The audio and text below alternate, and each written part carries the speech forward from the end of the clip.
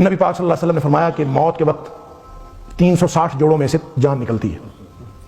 ایک ایک جوڑ پہ اتنی تکلیف ہوتی ہے جیسے تلوار کا وار چلا ہے. 360 تلواریں جسم پہ چلنے والی ہوں اور موت سے انکار کر کون سکتا ہے؟ نہ کوئی کافر، نہ کوئی مسلمان، نہ کوئی مومن. کوئی انکار کر ہی نہیں سکتا.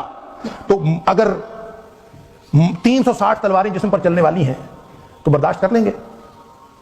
ایک تلوار برداشت نہیں ہوتی، تو 360 چلنے والی ہیں تو نہیں برداشت کر سکتے. تو فکر آتی ہے اس کی.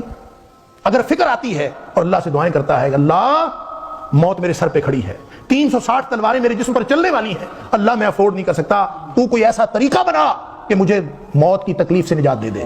میں ایک تلوار کا وار برداشت نہیں کر سکتا. دن رات روتا ہے، اللہ کی منتیں کرتا ہے کہ اللہ میرے جسم پہ یہ تلواریں نہیں چلنی چاہیے، میں تو افورڈ نہیں کرتا. نبی پاک صلی اللہ علیہ وسلم فرمایا اللہ مومن کی موت کی نوعیت ہی بدل دیتا ہے. مومن کی موت اور کافر و منافق کی موت مختلف ہے. اللہ تعالیٰ